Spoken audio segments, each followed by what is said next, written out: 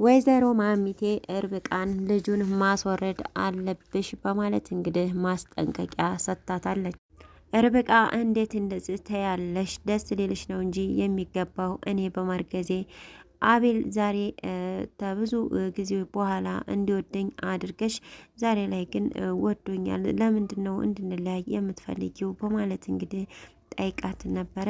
ልጅሽን አቅፈሽ ወደ አባትሽ ቤት መሄድ ካልፈለግሽ ወይም የምታሳድጊበት ቦታ ካለሽ መውለድ ትችያለሽ፣ ካለዛ ግን ልጁን አስወግጂው በማለት እንግዲህ ማስጠንቀቂያ ሰጥታታለች። ርብቃም እንዴት እንደዚህ ትያለሽ? እኔን እንደፈለግሽ ማድረግ ትችያለሽ፣ ልጄን ግን በፍጹም አንድ ነገር እንድታደርግብኝ አልፈልግም በማለት መልሳላታለች። ሰላም ጤና ይስጥልኝ ውድና የተከበራችሁ ተመልካቾቼ እንዴት አላችሁ? እግዚአብሔር ይመስገን እኔ በጣም ደህና ነኝ። በያላችሁበት ሰላማችሁ ይብዛ እያልኩኝ ዛሬ ደግሞ ርብቃ ድራማ ክፍል 25ን ይዤላችሁ መጥቻለሁ። እስከ ቪዲዮ ፍጻሜ ድረስ አብራችሁ ይቆዩ። አዙ እንግዲህ እነ ርብቃ ክላስ ገብታ ካሜራውን ስታነሳ ነበረ።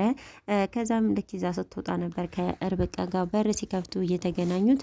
ምን ሆነሽ ነው እንዲህ የደነገጥሽው? ምን እየሰራሽ ነው እዚህ ብትላትም አይ ምንም አልሰራም፣ ምንም የምሰራው ነገር የለኝም፣ ዝም ብዬ ነው በማለት እንግዲህ በመርበትበት አዙ ትጨነቃለች።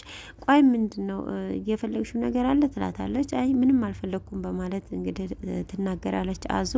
በስተመጨረሻም ጭራሽ ደሞዝሽ ቀንሽ እየደረሰ ስለሆነ ብር ምናምን ፈልገሽ ከሆነ ንገሪኝ እሺ እሰጥሻለሁ በማለት ርብቃ ትነግራታለች።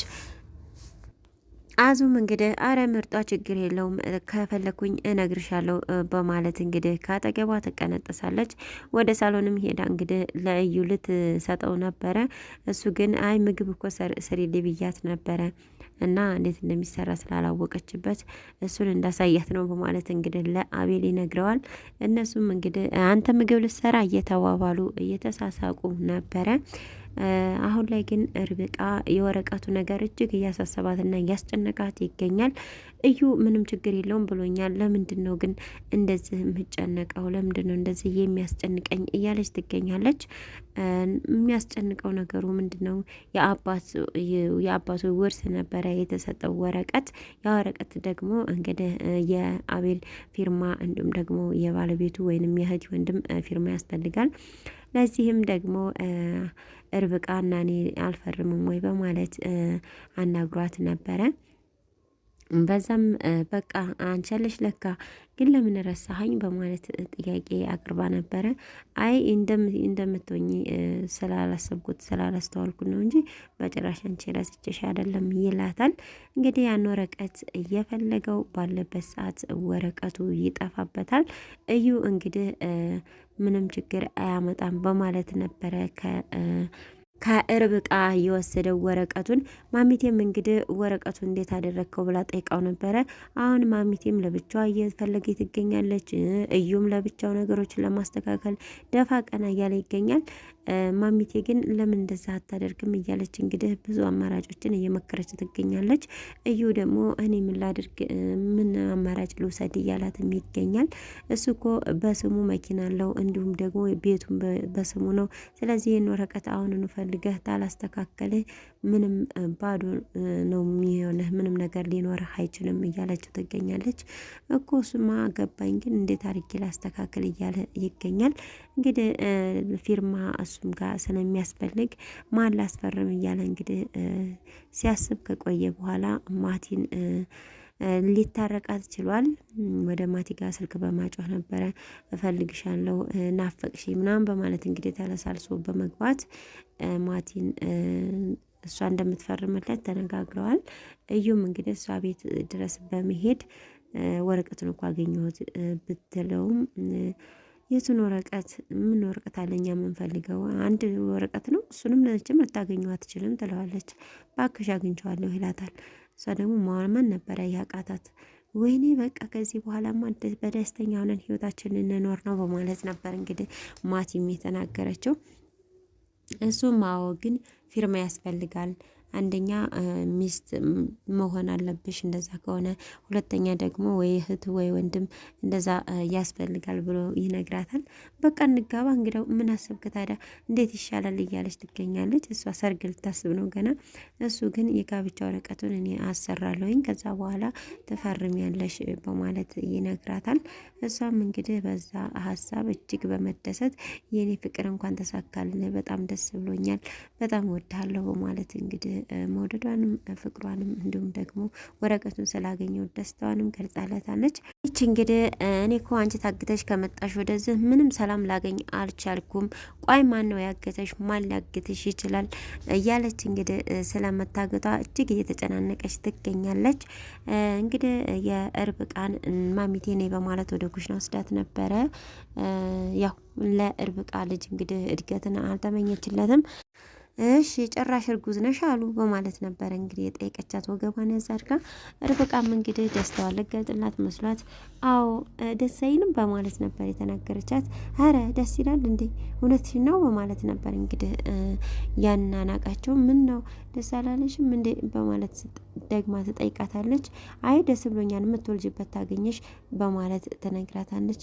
ማለት የምትወልጅበት ይሄን ቤት እኮ ልጅ ልትወልጅበት ነው ስትላት፣ አዎ ምን ነው ችግር አለ እንዴ በማለት ነበረ የጠየቀቻት። እንግዲህ አግቢ አግቢ አግቢ ብላ እነሱን የግድ አጋብታ ዛሬ ላይ ደግሞ የግድ ታልተፋታቸው ትላለች ማሚቴ ማለት ነው። እንግዲህ ርብቃም ምን ነው አቤልም እኮ እጅግ በጣም ደስተኛ ነው ትላታለች።